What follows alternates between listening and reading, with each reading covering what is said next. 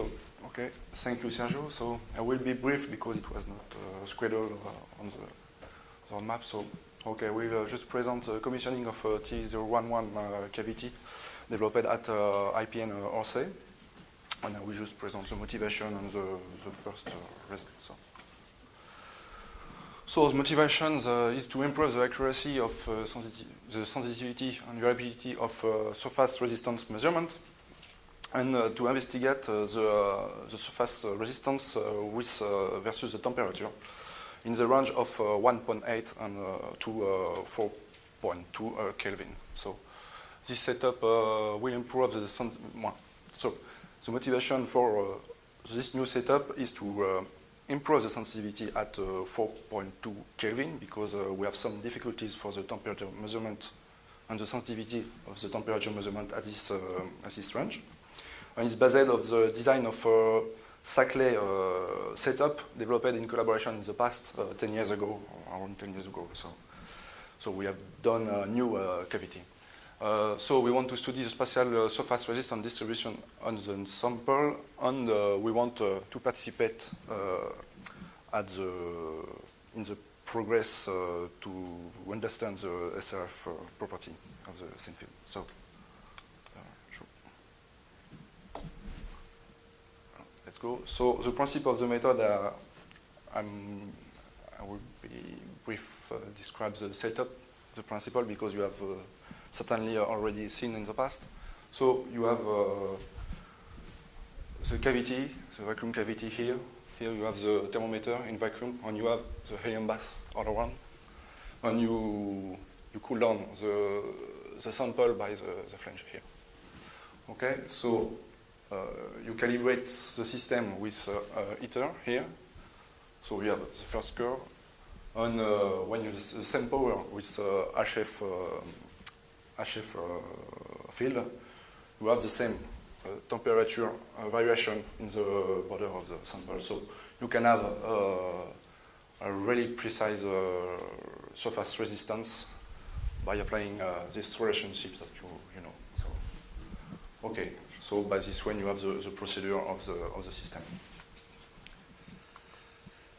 So, brief, the expected performances is depending exclusively of the thermometer, because we can have a very precise resistance measurement of the thermometer. We can have a good power measurement, and to have a good surface resistance with the relation. Okay.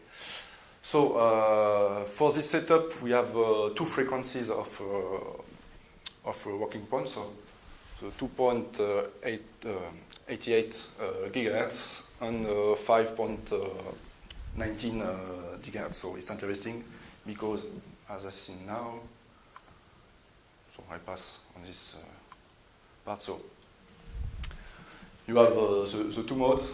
So one for the T011 and T012. With different frequencies, so it's interesting to have the frequency behavior of the surface resistance. So, but you have a similar field map on the cavity, excepted in the vertical axis, but it's not interesting because you have the samples in the bottom of the cavities. So we have a field distribution like donuts, maybe. So if you have the surface magnetic field here, all around the cut plane of the cavity along the port here in this axis. Okay. So now the new design. What's really new? We have just changed here the form of the shape of the top of the cavity to, I would say, to separate some disturbing mode. Here we have the thermometric chamber. So you see we have 30 thermometers. So decomposed is in three sectors, exactly the same. So to have a better I would say measurement of the surface resistance by see the default in the surface samples maybe. So by this way we can we have the possibility to localize the defects, And we have, so that's all, sorry. So, reception, we have received the cavity last year, 1 year ago now. So it was in bulk niobium cavities with here a flange in niobium titanium, yes. And here you have all the setup here with the cavity, and here the thermometer chamber, and here the sample, a niobium one, niobium disc with diameter of 130 millimeters. So here we have the whole instrumentation to perform the preparation of the sample. So we have just here a flange here to support the disc and to put it in a chemical treatment. And chemical treatment for the high pressure rinsing, we put it on the cavity with a dedicated setup, and then we can rinse the samples. And for the first results, it was without the thermometric chamber in May, and to have a good cool down of the samples to be as a ready cavity measurement. So we have good performances because in this case, for theoretically, we should have something like 10 to 8 Q0 value, okay?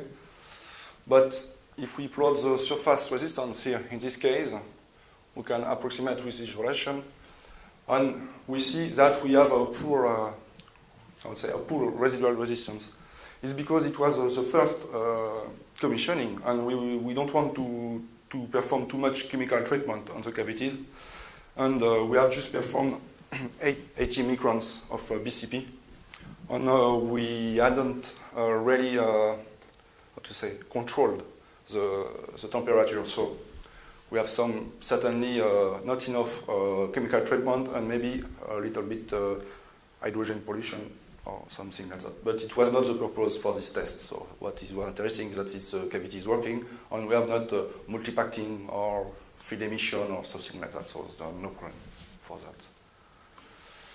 So the very recent results, it's just to see the thermometer chamber commissioning. So you have here the temperature variation here in millikelvin versus the position of the radius of the cavity.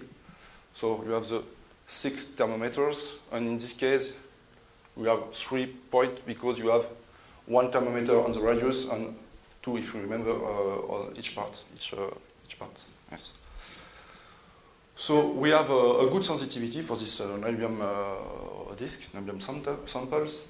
And what is interesting, it's with this temperature, we have good sensitivity, and we can reach a good magnetic field. It's around 52 millitesla with a sample in vacuum. So it's really interesting because we have just the cool down on the flange of the samples. So it was one of the goals. It was to improve the maximum magnetic field to reach on. For this point of view, is a good result. In this case, we have not all the RF devices, so we have limited the power to 100 watts. So we can reach 200 or 300 watts. I don't know if cavity will be okay, so but we will be careful.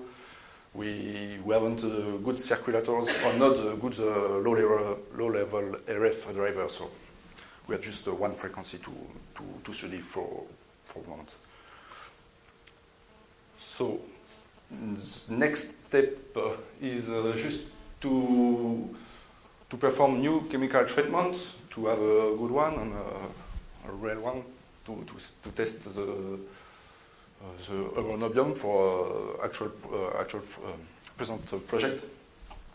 So we have designed a new movable coupler because in the last result it was with fixed one, so it's more comfortable and more and better for the RF power consumption in this case, so because we can adapt the incident coupling. So we will start the characterization with Nobium used for project developed at the lab, like Spiral 2 project, if you heard about that. And we have some samples to test, so to characterize this Nobium from Tokudenkai. And we want to improve the chemical treatment by test with different recipes of the chemical bath. So we will try this at the end of this year. So and now we want to, in the framework of UKL, we want to define thin film samples to characterize and which technique to characterize. So we have some sputtering samples, maybe other magnetron sputtering or other. So now we can do that in really next future. So okay, thank you very much.